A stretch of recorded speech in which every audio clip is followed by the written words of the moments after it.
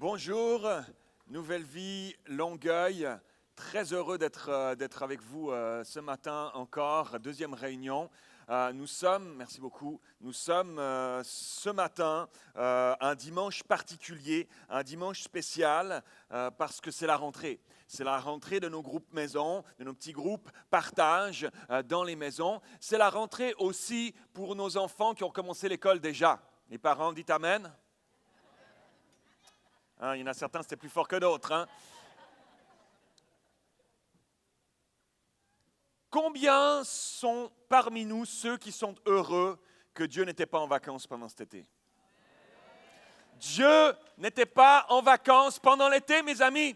Dieu était à l'œuvre parce que Dieu ne sommeille ni ne dort. Il ne sommeille ni ne dort. Il a œuvré, il œuvre et il œuvrera encore dans les temps qui viennent. Et je suis tellement heureux de faire partie de cette église, de faire partie de Nouvelle Vie, d'avoir vu Dieu à l'œuvre aussi pendant cet été. À Nouvelle-Vie-la-Prairie, nous avons eu un été extraordinaire. On a vu la grâce de Dieu de voir même des gens s'ajouter à l'église pendant l'été. Dieu n'est pas en vacances. Et j'aimerais vous dire ce matin que vous avez bien fait de venir ici dans ce lieu parce que notre Dieu qui ne sommeille ni ne dort est présent ici dans ce lieu. Il nous a précédés et il a une œuvre à faire dans ta vie. Ce matin, tu vas sortir de ce lieu pas de la même manière que tu es rentré. Tu vas sortir de ce lieu d'une autre manière que tu es rentré. Alléluia. Parce qu'il a une œuvre magnifique à faire dans ta vie ce matin. Alléluia. Nous sommes ce matin dans un dimanche particulier, un dimanche spécial. C'est le dimanche de lancement des petits groupes et nous sommes sur le thème des 3C. 3C, connaître, connecter, contribuer. Vous êtes avec moi ce matin, Nouvelle Vie? 3C, dites avec moi, connaître, connecter, contribuer. Et ce matin, nous allons nous concentrer spécifiquement sur le connecter. On va se connecter sur le connecter. D'accord? Et je suis heureux de faire partie d'une église où nous croyons aux petits groupes. Je suis heureux de faire partie d'une église où on croit aux chrétiens qui se rassemblent en grand rassemblement. C'est magnifique de le faire et on va continuer à le faire. Mais je suis heureux de faire partie d'une église qui croit aussi que dans la semaine, nous avons besoin de nous réunir, nous avons besoin de connecter les uns avec les autres afin de pouvoir vivre une croissance, afin de pouvoir vivre un renouveau ensemble. Ça se passe aussi dans les relations one by one, dans les relations ensemble, les uns avec les autres, dans les petits groupes. Et heureux de faire partie d'une église où nous avons des pasteurs qui s'occupent de ça. Pasteur Jacques, Pasteur Hélène, Loignon qui s'occupent de ça. Tout à l'heure à la sortie, on vous le distribuera tout à l'heure parce que je vous connais. Si on vous les avait distribués maintenant, alors que je suis en train de parler, vous auriez le nez dedans. Donc, on vous les distribue tout à l'heure à la sortie, des pamphlets qui parlent de nos groupes Nouvelle Vie, les groupes qui existent avec une map à l'arrière, avec les endroits où ça se réunit. Il y a des groupes, une centaine de groupes, Pasteur Claude l'a dit tout à l'heure, où on peut trouver chaussures à son pied, on peut trouver un endroit. Personne ne peut dire, je ne peux pas trouver un endroit ici où me regrouper avec des personnes pendant la semaine et vivre des choses avec. Donc on vous le distribuera tout à l'heure à la sortie et vous pourrez en prendre connaissance d'une manière plus précise. Il y a quelques mois en arrière, alors que c'était moi qui étais le préposé ce jour-là pour aller faire mon épicerie, pour aller faire mes courses à l'épicerie. Et Nicole mon épouse, m'avait fait une belle liste, une belle longue liste de choses à faire. Et comme d'habitude, je n'avais oublié 2-3 à la fin. Et j'avais une immense excuse, une grande explication pour expliquer pourquoi je les avais oubliés. Et j'avais cette liste-là. Et j'avais choisi ce jour-là, vous savez, il y a les chariots, il y a la version je ne vais pas souvent faire l'épicerie, tu vois, la version que tu remplis jusque-là, la version longue, et puis il y a la version courte, la version plus petite, la version je suis pressé, aérodynamique, tac, deux petits paniers comme ça. Et moi j'avais choisi la version aérodynamique parce que passer trop de temps à l'épicerie, j'ai d'autres choses à faire. Donc j'avais choisi la version aérodynamique, ça va plus vite dans les virages entre les allées. Et j'avais fait ma liste, je l'avais remplie, il était bien rempli. Et je termine, je passe les caisses et je sors dehors. Il commençait à faire froid. Il commençait à faire un peu frisquet et c'était comme humide, genre d'ambiance que tu as eu peur ce matin quand tu t'es levé, par exemple. Quels sont ceux qui ont eu peur ce matin en se levant? Il y a eu comme un petit vent j'ai ouvert la porte ce matin. Ouhou! Il y a eu comme un petit vent que je me suis levé ce matin, que je suis sorti de chez nous à 7 heures. Waouh, 7 degrés. Hein, quand même, on a eu un été chaud, mais là, 7 degrés, ça calme un peu. Hein.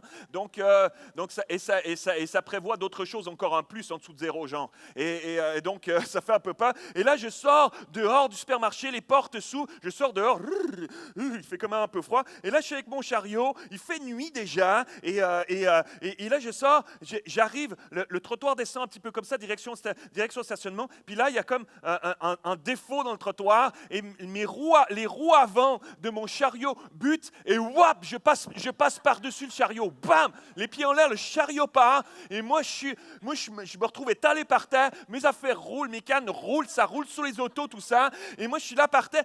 Je me suis pris le coin du chariot. Mon jean s'est tout déchiré, un peu à la mode comme maintenant. Et mon jean s'est déchiré, mais là, j'y pouvais rien. Mon jean s'est déchiré, je saigne de la jambe. Je suis en train de mourir. Non, c'est pas vrai. Mais un peu les hommes, dès qu'on a un petit truc qui saigne, oh, on est en train de mourir. Donc j'étais là, j'étais sur le sol, les cannes roulent comme ça, on dirait que le temps s'arrête. Et là, je regarde autour de moi avec un regard, premièrement, j'espère que personne ne m'a vu. Ça, c'est le premier truc qui te vient tout de suite, là.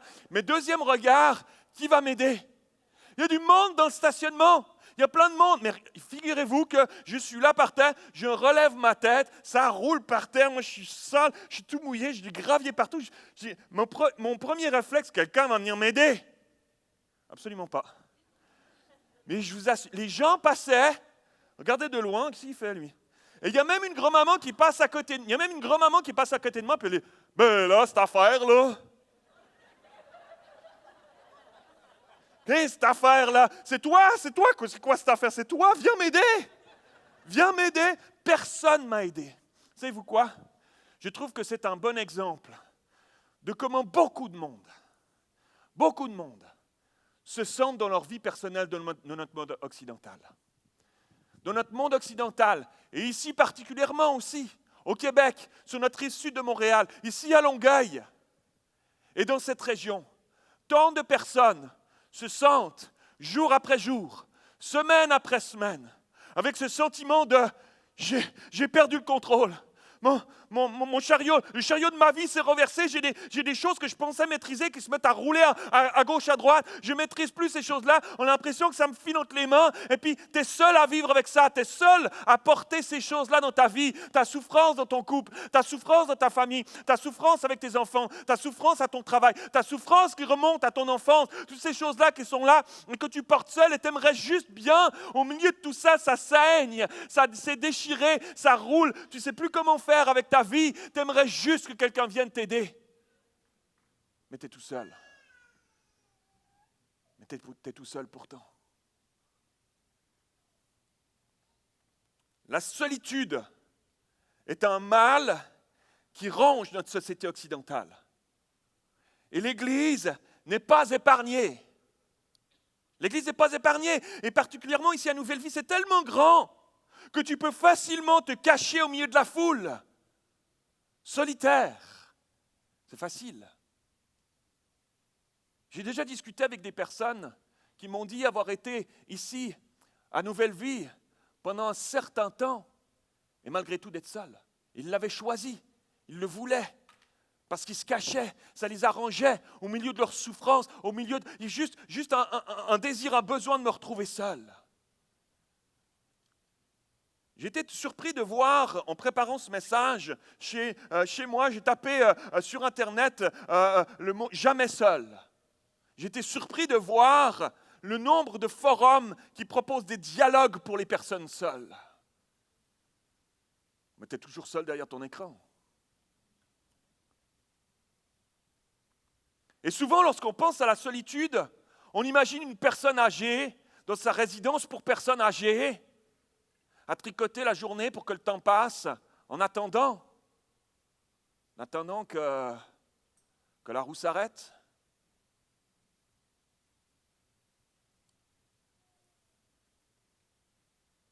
Et je parlais La semaine passée, on était en 2 jours de retraite avec notre staff pastoral de Nouvelle-Ville-à-Prairie. On est parti 2 jours pour prier. Et je marchais à un moment donné avec notre pasteur jeunesse, Livio Sorrentini, et on partageait ensemble, on partageait sur comment atteindre sa génération, comment atteindre la jeunesse aujourd'hui. Et il m'a dit une chose qui m'a impacté puissamment. Il m'a dit, tu sais, pasteur Mathieu, ma génération est imbibée des réseaux sociaux.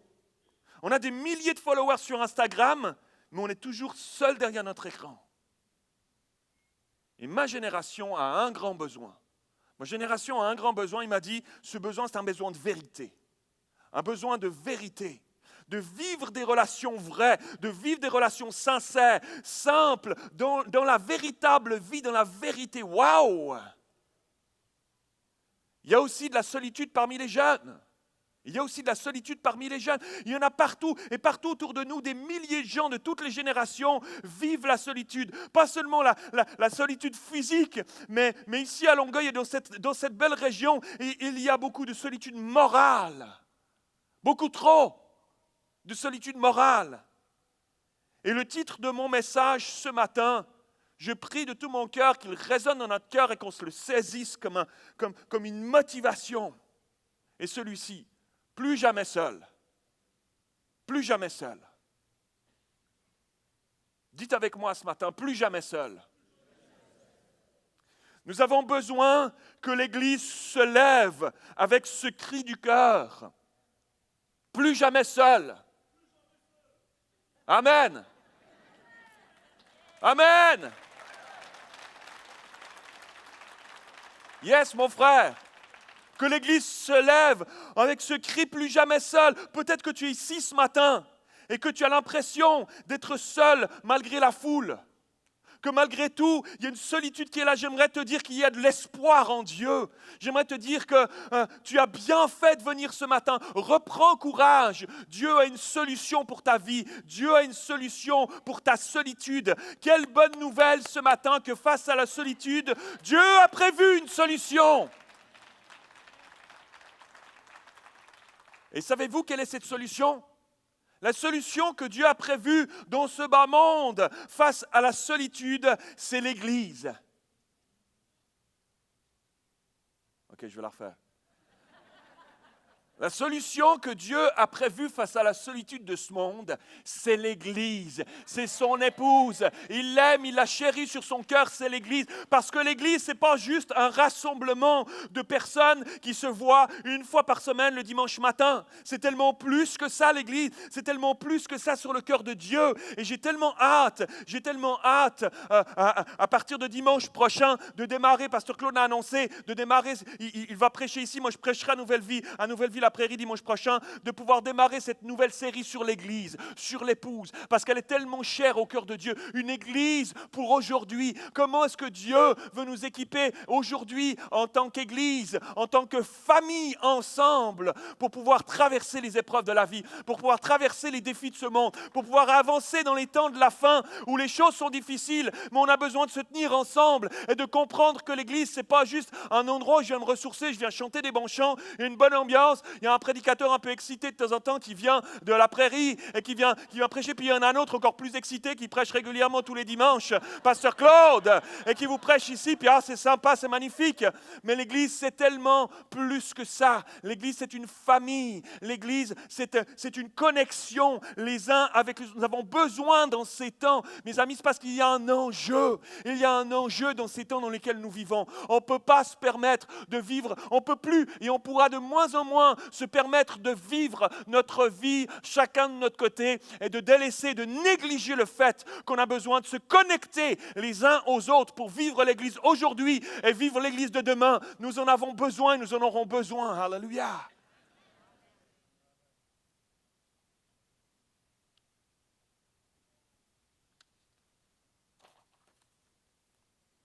Vous savez que dans le livre de la Genèse, lorsque Dieu crée l'homme, il va dire ceci: il n'est pas bon que l'homme soit seul.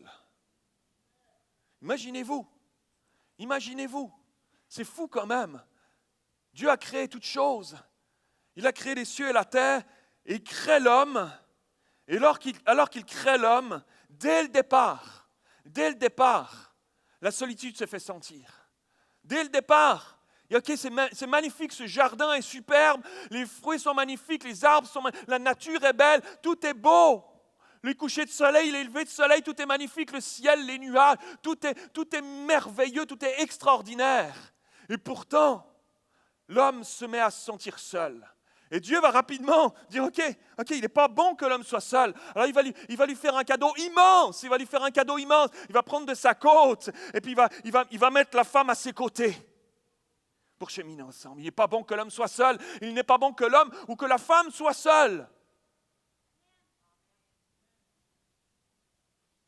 Jésus, pendant ces 3 années où il a été sur terre, a instauré, il a mis en place pour nous, pour ses disciples, et à commencer par ses disciples à ce moment-là, le principe de ne pas être seul. On peut le voir à travers tout le Nouveau Testament, mais je vous en ai sorti quelques perles. Premier verset dans l'évangile de Marc 4, 14, 13, et nous dit ceci, il envoya, je vais le refaire, parce que la première réunion c'était... Il envoya 2 de ses disciples et il leur dit, allez à la ville, vous rencontrerez un homme portant une cruche d'eau, suivez-le. Le but, c'est pas d'analyser ce verset, le but c'est de dire, regardez, ils étaient 2. Dieu envoya 2 de ses disciples. Verset suivant. Luc 10, 1. Après cela, le Seigneur désigna encore 70 autres. Ce moment, il envoie les 70 ensemble. 70 autres disciples. Et il les envoya devant lui dans toutes les villes et dans tous les lieux où lui-même devait aller. Il les envoya 2 à 2, pas seul, plus jamais seul. Il les envoie 2 à 2. Verset suivant. Matthieu 17, 1. 6 jours après, Jésus prit avec lui Pierre, Jacques et Jean, son frère. Et il les conduisit à l'écart sur une autre montagne. C'est le moment de la transfiguration. C'est un moment tellement important pour lui. C'était un moment, pourtant il aurait pu dire, Jésus avait-il vraiment besoin? La petite gang des 3 là, Pierre, Jacques et Jean, ils se trompaient tellement souvent là. Ils essayaient de faire tellement de choses. Il a voulu marcher sur l'eau, puis pourtant il ne savait pas nager. Il a fallu le reprendre, etc. Ils ont fait tellement de choses. Et non, je vais aller voir ma gang, là, je vais aller voir Moïse et Élie, là, je vais passer un bon moment avec eux, là, juste nous 3, non, c'était un moment important, il voulait avoir ses disciples avec lui. Peu importe qui ils étaient, peu importe les fois où ils se trompaient, peu importe les fois où ils étaient inadéquats, il voulait avoir sa gang avec lui. Et les gars, venez avec moi, Pierre, Jacques, Jean, venez avec moi, on va vivre un moment, vous allez voir, vous allez vivre. Puis de nouveau, ils étaient un peu inadéquats, Pierre, on va faire un peu de camping, on va mettre 2-3 tentes, ok, Jésus, puis une pour Élie, une pour Moïse, une pour toi, ok, puis on va rester ici. Mais non, t'es à côté de la plaque, Pierre. Mais c'est pas grave, malgré ça, Jésus veut les avoir avec lui. Il veut les avoir avec lui. Venez avec moi, Pierre, Jacques, Jean. Venez avec moi, on va vivre un moment incroyable, un moment que vous n'avez jamais vécu. J'aimerais vous dire ce matin que Dieu aimerait t'entraîner. Dieu aimerait t'entraîner dans des moments incroyables. Il aimerait te faire sortir de ta zone. Il aimerait t'entraîner dans des moments extraordinaires. Il a des choses en réserve pour toi que tu ne peux même pas soupçonner ou même pas imaginer. Peu importe d'où tu viens et qui tu es. Peut-être que tu te dis comme l'apôtre Pierre, mais moi je suis souvent inadéquat. Oh, combien de fois je me trompe. Puis des fois, oh là là là là, mais comment je... Peu importe.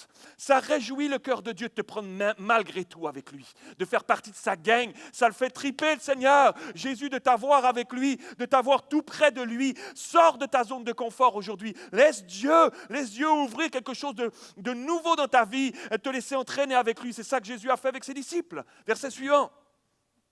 Marc 14, 32. Ils allèrent ensuite dans un lieu, ce moment imminent de sa mort qui va arriver. Ils allèrent dans un lieu appelé Gethsémane et Jésus dit à ses disciples, asseyez-vous ici pendant que je prierai. Elle prie avec lui, Pierre, Jacques, Jean. Elle commença à éprouver de la frayeur et des angoisses. Vous connaissez ce passage? Vous connaissez ce passage? C'est un des moments importants, tellement important de sa vie. Lui, il sait qu'il s'en va vers la mort. Il sait qu'il s'en va souffrir. C'est un moment où la Bible nous dit que les angoisses montaient, que les angoisses l'étreignaient. Jésus est pleinement Dieu, mais pleinement homme dans ce moment-là. Il est dans son humanité, pleinement. Et la tentation de renoncer à ces choses, la tentation. Père, s'il était possible que cette coupe passe loin de moi, je sens que je la boive. Mais toutefois, non pas ce que je veux, mais ce que toi tu veux. Et il soumet dans ces moments-là si intenses, il avait besoin d'avoir sa gang avec lui. Il prend ses disciples, venez prier avec moi, vous ne réalisez pas vraiment ce qui est en train de se passer, mais moi je sais où je m'en vais. J'ai besoin de vous, venez avec moi, je ne veux pas le vivre tout seul, plus jamais seul, je ne veux pas vivre ça tout seul. Venez avec moi, il les prend avec lui, puis là il va un peu plus loin. Et puis il prend Pierre, Jacques, Jean avec lui, puis il prie, puis peu importe, ils s'endorment, ils se trompent encore, c'est pas grave. Mais même s'ils ne sont pas capables de veiller, je veux les avoir avec moi, je veux les avoir tout près. Alléluia. Dieu aime nous avoir près de lui. Jésus aime nous avoir tout près de lui. Vraiment, vraiment. Dernier verset. Après toutes ces choses, Jésus est mort, il est ressuscité. Et puis les disciples sont là. Et voici ce même jour, vous connaissez, 2 disciples allaient à un village nommé Emmaüs, éloigné de Jérusalem de 60 stades, et ils s'entretenaient de tout ce qui s'était passé. Ils s'entretenaient de toutes ces choses-là. Et imaginez-vous ce moment. Ces disciples sont là, ils sont dans leur découragement. Jésus est mort. Moi, je croyais que c'était le Messie. Ils se posent des questions, ils sont en train de douter, ils sont en train de vivre un moment important. Et pourtant, dans ce moment-là, ce qui fait qu'ils se tiennent entre eux, c'est qu'ils sont ensemble. Ils sont en train de marcher d'eux sur ce chemin-là. Et Jésus vient les rejoindre, on connaît ce texte, et Jésus vient les rejoindre. Ça réjouit le cœur de Dieu lorsqu'on est ensemble et qu'on se partage nos difficultés, qu'on se partage nos doutes, qu'on est dans la vérité, puis qu'on se dit comment on se sent. Je ne comprends pas, je ne comprends pas pourquoi, je pensais que la vie serait comme ceci, je pensais que ma vie s'en irait vers ça, et je réalise aujourd'hui que ce n'est pas comme ça que ça se passe. Je ne comprends pas, on a besoin dans ces moments-là les uns des autres de se tenir ensemble, mes amis. Ensemble, on est plus fort. On tient mieux le coup dans les moments difficiles lorsqu'on est ensemble, les chrétiens. Jésus, lorsqu'il enseignait ses disciples, était totalement conscient que devant les défis de la vie de tous les jours, les chrétiens de l'époque avaient besoin d'être ensemble, avaient besoin les uns des autres, de ne plus être seuls, de se retrouver la semaine dans les maisons pour se tenir les coudes, pour s'encourager, pour se soutenir, pour prier les uns pour les autres, de cheminer ensemble sur le chemin de leur vie. Jésus savait que seul, on ne tient pas longtemps face à la pression, face aux tentations du monde qui nous entoure. Et c'est valable encore aujourd'hui. C'est valable encore aujourd'hui. Encore plus aujourd'hui. Encore plus aujourd'hui. Face aux défis qui sont autour de toi, chaque jour de l'année, dans ta vie intérieure, là où il n'y a que toi qui peut avoir accès à ça, mais dans tes combats intérieurs, dans tes combats face à la sainteté, dans tes combats qui te déchirent parfois l'intérieur depuis des années, mais aussi face à tes défis extérieurs. Tes défis à ta job, les pressions que tu peux subir à cet endroit-là, les pressions qu'on met de produire toujours plus, et les pressions avec les collègues de travail, ceux qui sont prêts à marcher sur les autres pour aller plus haut, etc. Ces pressions que tu vis à ta job, mais des pressions peut-être chez toi, dans ton couple, les disputes qui se multiplient, puis tout à coup il y a des paroles qui sortent plus fortes qu'une autre, qu'on regrette après les avoir dit, ces moments-là, mais peut-être des pressions avec tes enfants. Tes enfants, tu ne comprends pas ce qu'ils sont en train de devenir. Ce petit bébé que je portais dans mes bras alors qu'il était naissant et qu'on aimait tellement, qui était tellement cute, c'est devenu en grandissant un ogre qui bouffe tout ce qu'il y a dans le frigo. Qu'est-ce qu'il est devenu? Ma petite fille que je berçais dans mes bras, lorsqu'elle était petite, qu'on l'habillait, elle était si cute que ça, puis aujourd'hui elle te répond. Aujourd'hui, elle est rebelle. Aujourd'hui, elle te crache au visage. Ma petite fille, elle est passée où? Mais peut-être des défis. Alors que toi, tu regardes tes parents et tu réalises à quel point tu as grandi dans un milieu, dans un contexte tellement dysfonctionnel. Et que tes propres parents, tu t'en occupes comme eux auraient dû s'occuper de toi. Et c'est pas normal, c'est un poids, c'est une souffrance, et puis tu portes ça jour après jour, semaine après semaine. C'est un poids qui pèse sur tes épaules, puis tu vis ça comme une secrète solitude qui fait mal avec le temps et qui amène sur ta vie une tristesse avec le temps. On a besoin les uns des autres dans nos défis du quotidien pour s'épauler, pour partager, pour s'encourager, pour se corriger parfois, pour prier les uns pour les autres. Parfois la vie est souvent et trop souvent la vie est dure et on a besoin de partager nos fardeaux les uns avec les autres, de se porter les uns les autres, de se supporter les uns les autres. Regarde avec moi ce que faisaient les premiers chrétiens. Comment est-ce qu'ils vivaient ça? Acte 2. Acte 2, 44 à 47. Tous ceux qui croyaient étaient dans un même lieu et ils avaient tout en commun. Ils vendaient leurs propriétés et leurs biens et ils ont partagé le produit entre tous, selon les besoins de chacun. Ils étaient chaque jour tous ensemble, assidus au temple. Ils rompaient le pain dans les maisons. Ils prenaient leur nourriture avec joie et simplicité de cœur, louant Dieu et trouvant grâce auprès de tout le peuple. Regardez ça réjouit tellement le cœur de Dieu que regardez ce qui se passe. Et le Seigneur ajoutait chaque jour à l'Église ceux qui étaient sauvés. Alléluia! À moins que Dieu te le dise très clairement, ne sors pas d'ici en vendant ta maison. Ce n'est pas mon point. Ce n'est pas mon point ce matin. Ne sors pas d'ici en vendant ta maison. Mais imaginez-vous l'ambiance qui était là à cette époque, la première église. C'était l'effervescence dans cette première église. Ils avaient un feu qui les dévorait. Ils étaient remplis d'un zèle pour les choses de Dieu. Ils avaient une passion pour la maison de Dieu. Il y avait des gens qui étaient touchés tous les jours et des âmes étaient sauvées à chaque jour et s'ajoutaient à l'église naissante. Alléluia! Toutes ces choses auxquelles on aspire aussi aujourd'hui. Toutes ces choses qu'on voudrait vivre de plus en plus au milieu de nous. On est tellement bénis à Nouvelle Vie, et à Nouvelle Vie la Prairie en particulier, depuis une année, de voir des gens s'ajouter à chaque semaine, et de voir cette église grandir, et de devoir passer à 2 réunions, à peine une année après avoir fusionné. On est tellement bénis de voir cette croissance, cette effervescence spirituelle au milieu de nous. Nos réunions de prière, mes amis, nos réunions de prière, waouh, c'est tellement plein de gens qui se mettent, c'est tellement rempli là, et qu'il y a des gens qui se mettent dans le couloir pour prier avec nous avant les réunions. Waouh! Ça me réjouit. Ça réjouit le cœur de Dieu. Ça réjouit le cœur de Dieu. Et je suis tellement béni de voir ça. Et en même temps, il y a une préoccupation dans mon cœur pastoral. En même temps qu'on est en train de vivre ces choses, il y a une préoccupation sur mon cœur de pasteur. Cette préoccupation que si, en parallèle de tout ce qu'on est en train de vivre là, on ne cherche pas à se connecter plus les uns aux autres, qu'on ne met pas une priorité à être une véritable famille où on se soucie les uns des autres, à chercher à se côtoyer les uns les autres, à s'aimer les uns les autres, à s'influencer les uns les autres, à s'approcher de Jésus ensemble, à lui ressembler, à tenir ferme dans les moments difficiles et face aux tentations de ce monde qui nous entoure. Alors si on ne vit pas cela, même si l'Église est en train de grandir, on passe à côté de quelque chose. Et quelque chose de tellement nécessaire. Quelque chose de tellement vital pour l'Église, mes amis, parce que c'est ce qui fait la différence entre un groupe d'amis, un club de hockey ou une gang de chasseurs d'orignal et l'Église. Il y a des chasseurs d'orignaux ici dans la salle? Pas de main se lève. Ça va, je suis rassuré. C'est ce qui fait la différence avec l'Église, c'est l'amour qu'il y a entre nous. C'est l'amour qu'il y a entre nous. C'est en fonction de la mesure d'amour de Dieu qu'il y a entre nous que le monde verra, ou pas, ou peu.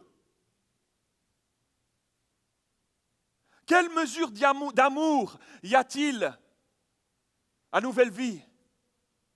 Quelle mesure d'amour y a-t-il à Nouvelle Vie?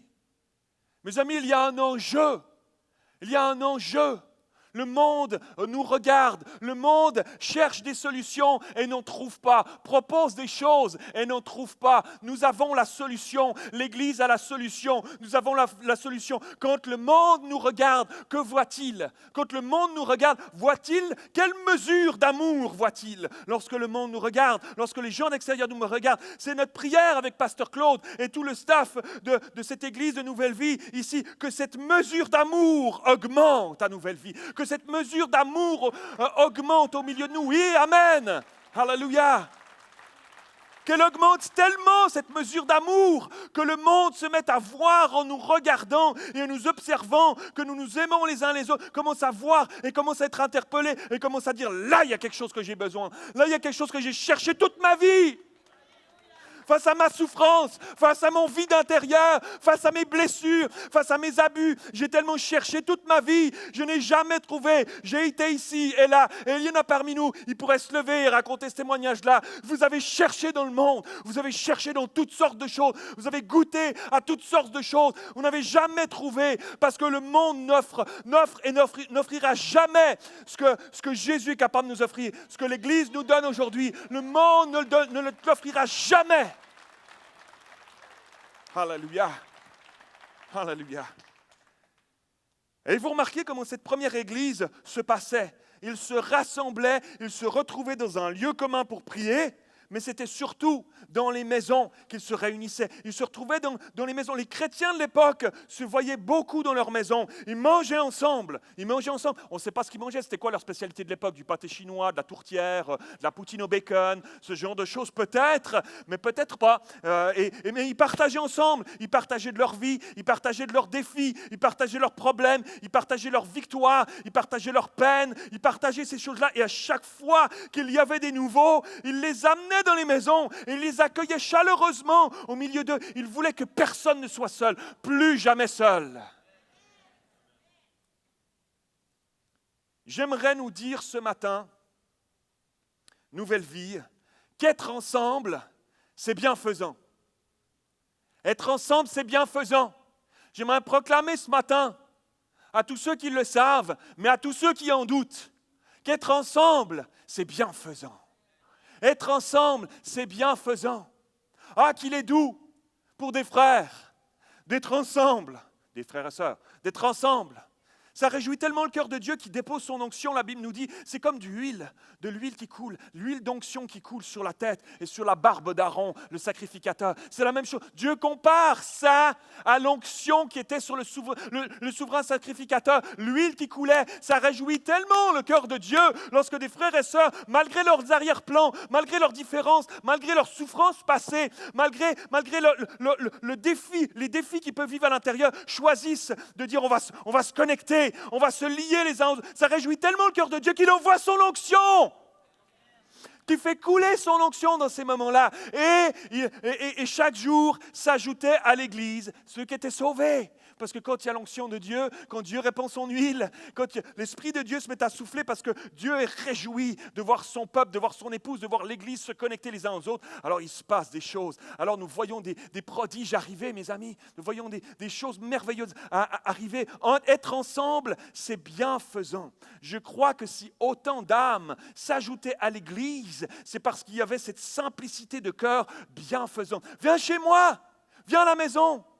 Tu es tout seul à Nouvelle Vie.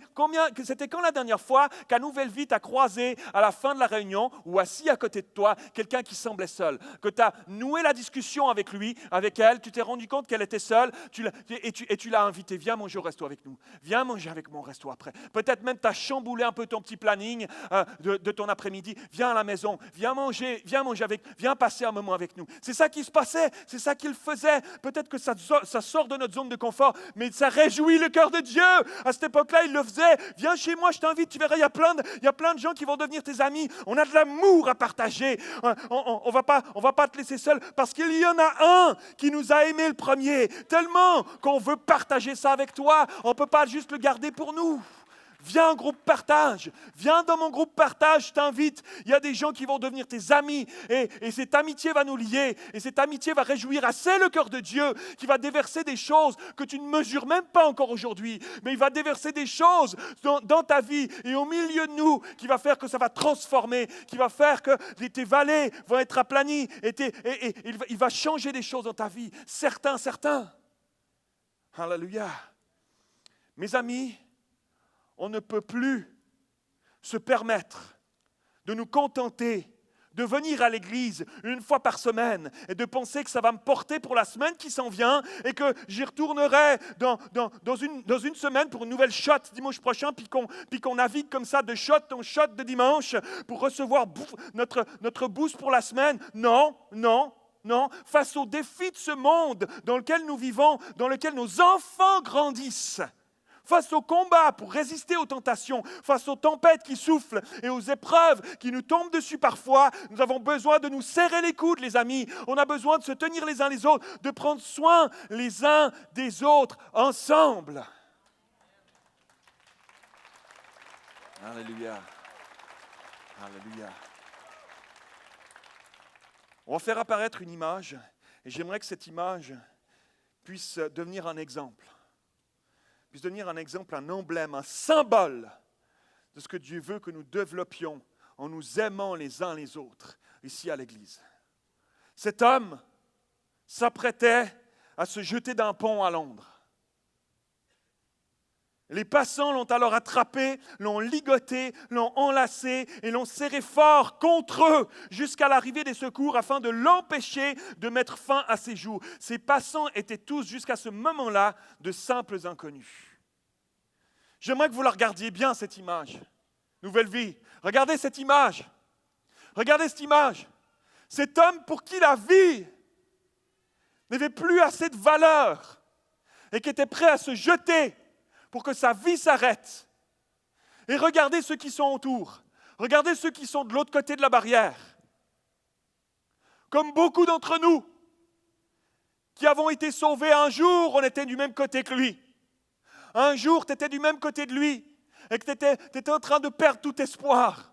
Il n'y avait pas d'espoir pour ta vie parce que sans Dieu, il n'y a pas d'espoir. Mais Dieu t'a sauvé et tu t'es retrouvé de l'autre côté de la barrière, en sécurité. Mais laisse-moi te dire qu'il y en a tellement encore, ici, dans cette ville de Longueuil, dans cette rive sud de Montréal, il y en a tellement encore qui sont de ce côté de la barrière et pour qui la vie n'en vaut même plus la peine et qui ont besoin, lorsqu'ils regardent à nos vies, qui ont besoin, lorsqu'ils regardent à l'Église, de voir une gang de personnes qui sortent des cordages d'amour, l'amour que Dieu t'a donné, l'amour que Dieu t'a révélé un jour dans ta vie, c'est des cordages d'amour, sors-les ces cordages-là, regarde cette image et sors ces cordages. Il y a des gens qui ont trouvé des cordes, qui ont passé ça. Imagine, il y en a un qui a sorti sa ceinture.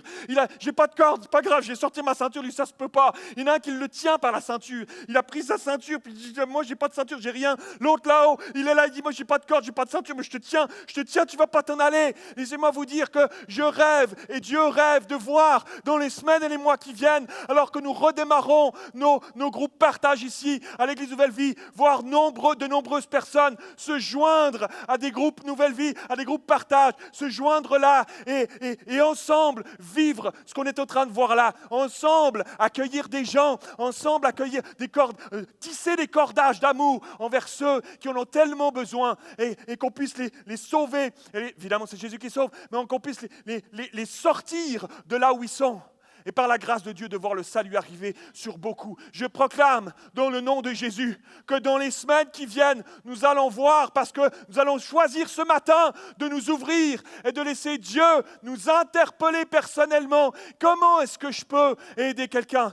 Seigneur, donne-moi des occasions de sortir mes cordages d'amour et de pouvoir enlacer quelqu'un. Seigneur, il y en a qui se perdent autour de moi. Dieu t'a placé dans une situation, un endroit où moi je ne peux pas aller, à ton travail, dans ta famille, dans ton voisinage. Dieu t'a placé à un endroit où moi je ne peux pas aller, Pasteur Claude ne peut pas aller. Il t'a amené dans cet endroit-là. Et plutôt que de critiquer puis de te plaindre de la situation dans laquelle tu es, de commencer à sortir tes cordages. De commencer à sortir tes cordages d'amour et d'aller aider ceux qui sont dans la souffrance, d'aller donner une parole d'encouragement à quelqu'un qui en a besoin et de laisser Dieu commencer à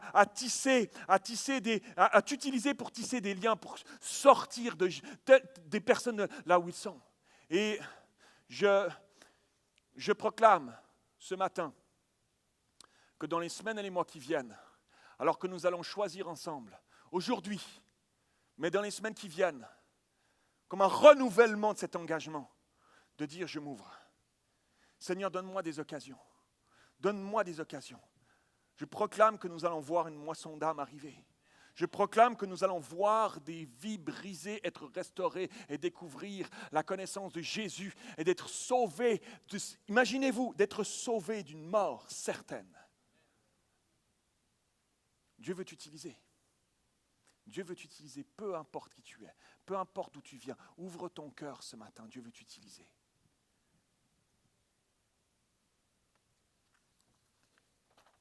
Peut-être que toi, ce matin, tu as besoin d'amis chrétiens dans ta vie. Peut-être que tu vis une solitude intérieure. Peut-être que face à tes combats, tu sais que malgré tes efforts, tu n'arrives pas à t'en sortir seul.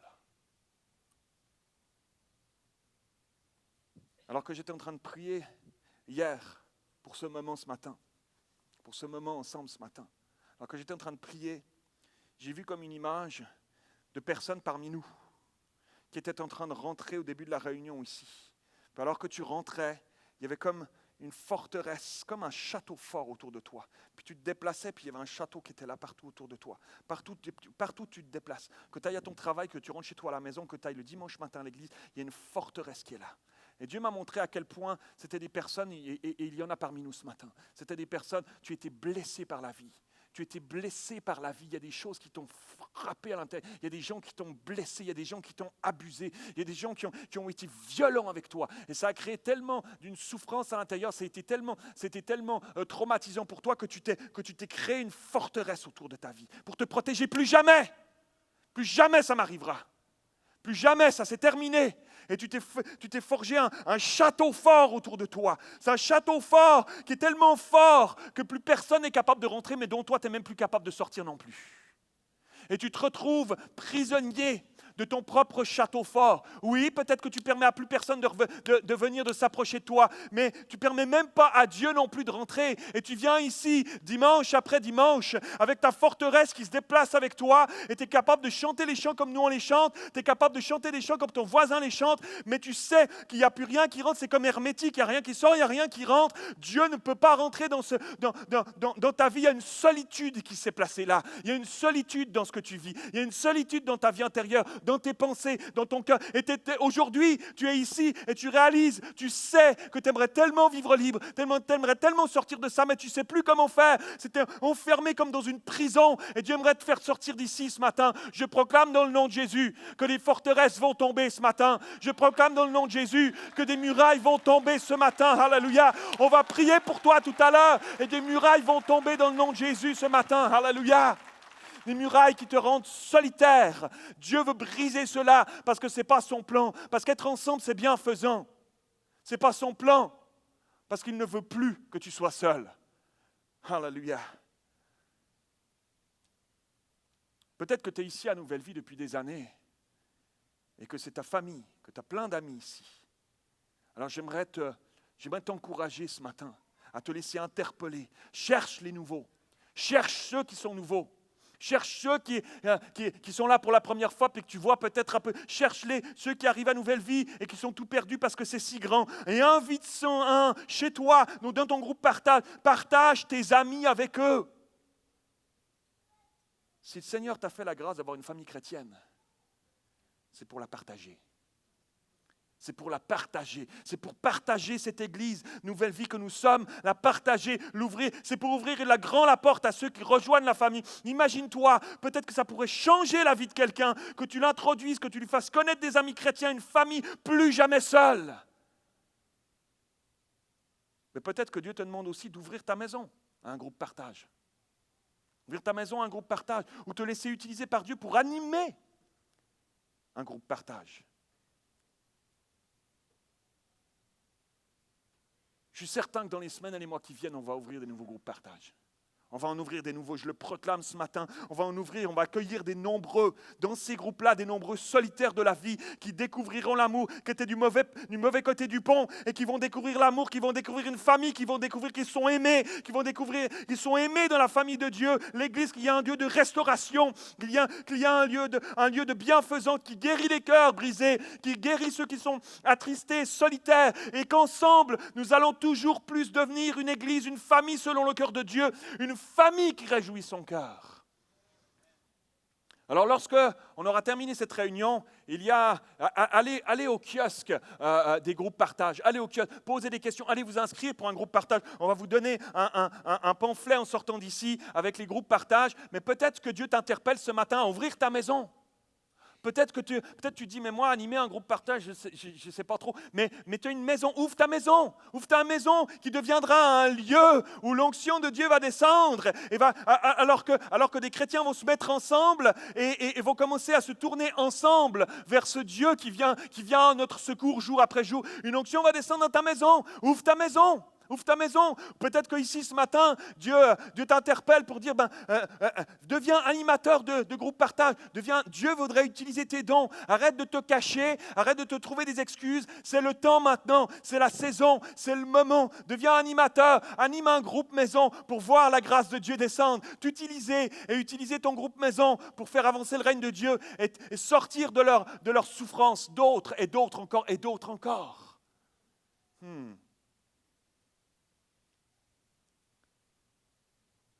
Le 15 octobre, notez bien cette date-là, pour ceux que Dieu est en train d'interpeller pour devenir animateur de groupe maison. Le 15 octobre, à 13h30, ici à Nouvelleville-Longueuil, après la deuxième réunion, il va y avoir une formation pour animateurs, ceux qui aimeraient devenir animateurs de groupe maison. Alors, si tu as des questions plus que ça, laisse Dieu t'interpeller et va au kiosque de groupe partage à la fin de la réunion et va t'inscrire là-bas. Je termine avec ceci ce matin.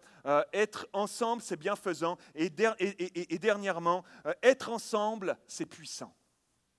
Être ensemble, c'est puissant. Regarde avec moi un dernier texte qui se trouve dans le livre des Actes au chapitre 3. Acte 3, Pierre et Jean montaient ensemble au temple à l'heure de la prière. C'était la 9e heure. Il y avait un homme boiteux de naissance qu'on plaçait tous les jours à la porte du temple, appelé la Belle, pour qu'il demandât l'aumône à ceux qui entraient dans le temple. Et cet homme, voyant Pierre et Jean qui allaient y entrer, leur demanda l'aumône. Pierre, de même que Jean, fixa les yeux sur lui et dit « Regarde-nous ». Et il les regardait attentivement, s'attendant à recevoir d'eux quelque chose. Alors Pierre lui dit « Je n'ai ni argent ni or, mais ce que j'ai, je te le donne. Au nom de Jésus-Christ de Nazareth, lève-toi et marche. » Et le prenant par la main droite, il le fit lever, et au même instant, ses pieds, ses chevilles devinrent fermes, et d'un saut, il fut debout, et il se mit à marcher. Et il entra avec eux dans le temple, marchant, sautant et louant Dieu. Alléluia! Oh yes! J'étais tellement émerveillé en travaillant ce texte cette semaine à voir à quel point ce principe d'être ensemble, d'être animé de Dieu en nous et d'être ensemble crée des prodiges, crée des miracles. Être ensemble, c'est puissant, mes amis. Être ensemble, c'est puissant. Pierre et Jean montaient ensemble au temple à l'heure de la prière. Et lorsque cet homme boiteux leur demande de l'argent, qu'est-ce qu'ils vont lui répondre? Qu'est-ce qu'ils vont lui répondre? On connaît bien ce texte. Ce qui nous vient en tête, c'est « Je n'ai ni argent ni or, mais ce que j'ai, je te le donne au nom de Jésus-Christ, lève-toi et marche. » Mais non, qu'est-ce qu'il va leur dire juste avant? Il va dire ceci, « Regarde-nous. » Bon ça, regarde-nous. Mais normalement, quand je m'adresse à quelqu'un, je parle en je. Regarde-moi. Si je m'adresse à Jocelyn, je vais vers lui et je dis « Jocelyn, regarde-moi un instant. » Même si mon épouse Nicole est ici, à côté de moi, je lui parle, je dis regarde-moi, je ne dis pas regarde-nous, je dis regarde-moi. Mais l'apôtre Pierre vient et il parle à cet homme boiteux et il dit regarde-nous. Il s'est passé quelque chose, mes amis. Il s'est passé quelque chose. Ils étaient pourtant si différents, Pierre et Jean. Ils étaient pourtant si différents. Et combien de fois Jean court plus vite que Pierre pour arriver au tombeau? Oui, je ne t'attendrai pas. Moi, je courais. Puis il était plus en forme, il était plus shape. Il courait plus vite. Il ne l'attend pas, c'est pas grave. Il va nous rejoindre plus tard, etc. Combien de fois est-ce qu'ils essayaient de savoir quel était le plus grand? Puis c'est pas grave, les autres. Combien de fois ils étaient pas dans un état d'esprit très sain entre eux, pas unis du tout. Et là, ils sont là, il dit, regarde-nous. Il y a quelque chose qui s'est passé. Entre deux, ce qui s'est passé, c'est qu'il y a la Pentecôte qui est arrivée. Le Saint-Esprit est descendu. Le Saint-Esprit les a remplis. Le Saint-Esprit les a transformés. Et là, maintenant qu'ils sont transformés, lorsqu'on laisse le Saint-Esprit, comme on le fait ce matin, comme on va le faire ce matin, lorsqu'on laisse le Saint-Esprit nous transformer, qu'on prend un engagement à lui ouvrir la porte, à le laisser venir nous transformer, alors il vient nous transformer, bonne nouvelle. Il fait son œuvre, il fait son travail. Il est venu transformer Pierre, il est venu transformer Jean. Et là, ils se retrouvent sur ce chemin, alors qu'eux étaient si différents avant. Maintenant, ils sont unis. Et il dit, regarde-nous. Il dit, regarde-nous, mes amis. Waouh! Extraordinaire pensée. Regarde-nous. Il y a quelque chose de l'Esprit de Dieu qui les unit, qui les assemble tellement qu'il ne pense plus en je, mais il pense en nous. Il ne pense plus en je, il pense en nous. Mes amis, lorsque nous ne penserons plus en je, mais que de plus en plus, nous allons commencer à penser en nous ensemble, alors nous verrons de plus en plus la puissante main de Dieu reposer sur nous et opérer des prodiges et transformer les boiteux de la vie et les guéris qui se mettront à sauter et à marcher et à se mettre à bénir et à louer Dieu avec nous. Alléluia! J'aimerais demander aux musiciens de s'approcher. Je termine avec ceci.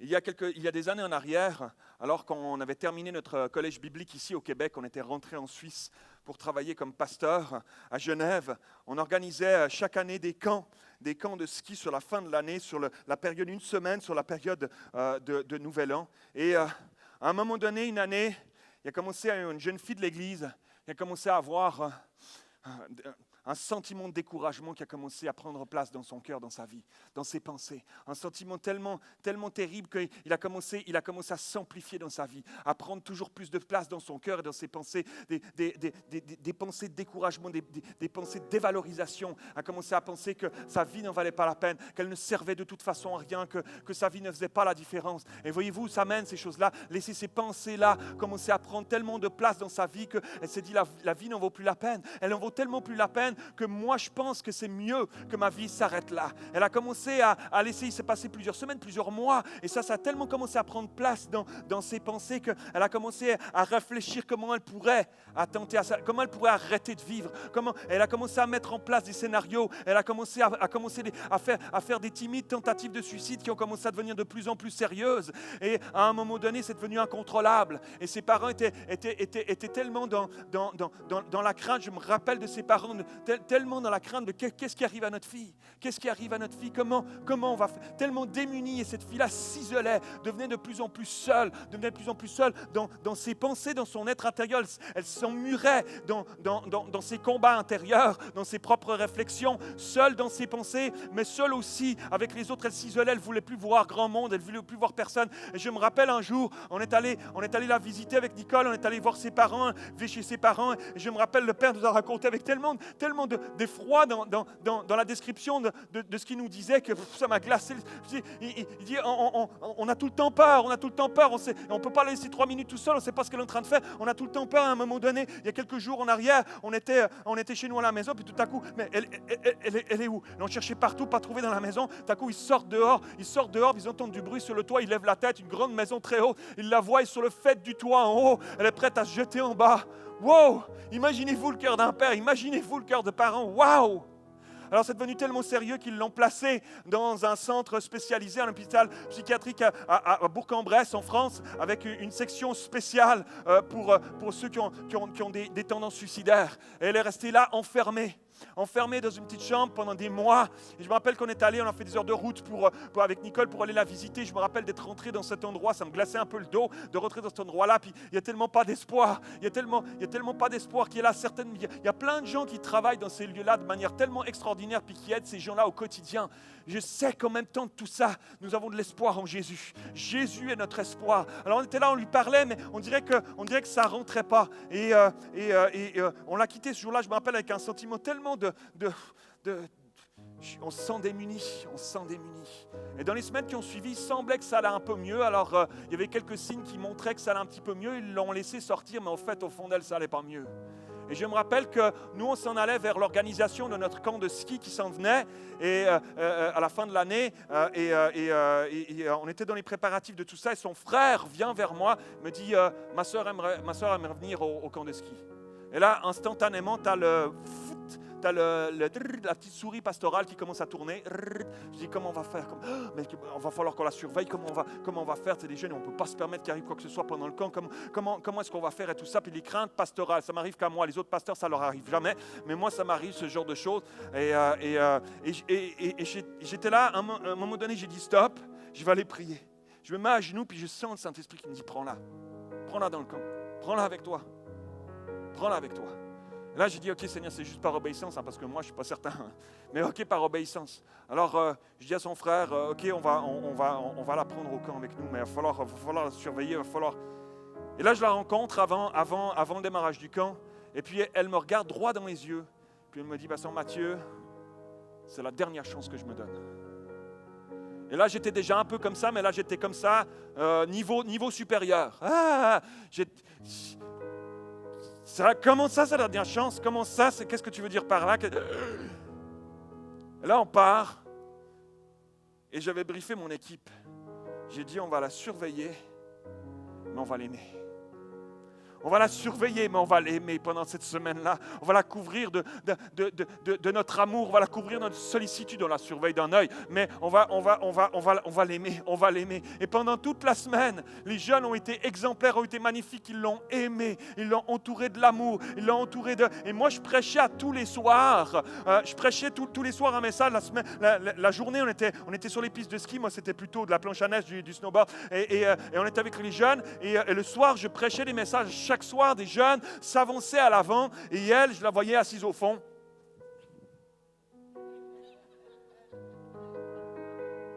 Je la voyais comme ça à chaque soir. Et là, le soir de la semaine passe. On n'arrive plus qu'un soir. C'est le soir du Nouvel An. On allait fêter ce dernier soir du camp. Le soir de Nouvel An, on allait fêter la nouvelle année. Et là, moi, ça trotte dans ma tête. Elle a dit que s'il n'y avait rien à la fin du camp, c'était la dernière chance qu'elle s'était donnée. Là, la fin du camp arrive. Dernier soir, minuit, la fin du camp arrive. Et là, je suis en train de prêcher. Il y a plein de jeunes qui sont là, des dizaines de jeunes qui sont là. Je fais l'appel. Plein de jeunes viennent à l'avant. Dieu est en train de faire une œuvre. Des jeunes qui sont touchés, qui pleurent. Il y a des jeunes qui sont en train de reconsacrer leur vie à Dieu, qui sont là. On est en train de passer un moment. Puis là, minuit s'approche. Et moi, je suis là. Puis à un moment donné, j'ai perdu de tête tout le reste. Je suis en train de prier avec des jeunes. Puis là, j'entends des cris. Pasteur Mathieu. Là, je lève la tête, elle est debout au fond, elle est debout sur sa chaise. Puis elle crie comme ça, elle lève les mains, elle dit, je suis libre, elle est en train de crier, je suis libre, Dieu m'a délivré, Dieu m'a libéré, je suis libre. Là, elle fend la foule, elle arrive, elle pousse les jeunes, elle me saute dans les bras, Pasteur Mathieu, je suis libre. Savez-vous ce qui me fait le plus triper? C'était pas moi qui étais en train de prier pour elle. C'était pas Pasteur Mathieu a posé ses mains sur moi. Il a fait une belle prière. Je suis libre. Depuis qu'il a prié pour moi, je suis libre. Non. Personne n'a été toute seule. Elle était toute seule au fond sur sa chaise. Mais Dieu l'a vu. Il l'a entouré. Et ses murailles sont tombées. Et ses forteresses sont tombées ce soir-là. Et aujourd'hui, c'est terminé. Elle s'est mariée. Elle a des enfants. Elle a des jumeaux. Elle vit une vie juste libre et libérée. J'aimerais vous dire à chacun d'entre nous ce matin, laisse Dieu faire une œuvre dans ta vie. Laissons-nous nous unir les uns les autres. Laisse Dieu faire tomber les forteresses dans ta vie. Dieu va changer les choses. Il est capable de changer ce que tu n'arrives pas à changer. Il est capable de faire tomber les murailles que tu n'arrives pas à pousser. Il est capable de le faire ce matin. Est-ce qu'on peut dire Amen? Alléluia. J'aimerais demander qu'on penche la tête simplement ce matin. Et mon appel est très clair. Mon appel est d'abord pour ceux qui sont venus ce matin ici et qui, vous avez cette forteresse autour de vous. Tu le sais que je parle de toi ce matin. Tu es venu avec ton château fort autour de toi. Oh, que ça fait mal. Oh, tu t'es mis cette muraille autour de toi parce que tu as été blessé, abusé. Et ça fait mal encore ce matin alors que tu y penses. Mais laisse Dieu venir te guérir ce matin. Il a sa main puissante de guérison qu'il aimerait faire descendre sur toi, sur tes souvenirs, sur tes blessures. Il a un baume qu'il aimerait déposer sur ton cœur ce matin pour changer tout cela. Est-ce qu'il y en a ce matin là où tu es? Lève ta main. Si c'est ton cas ce matin, lève ta main là où tu es. Dieu veut faire une œuvre. Oui, alléluia.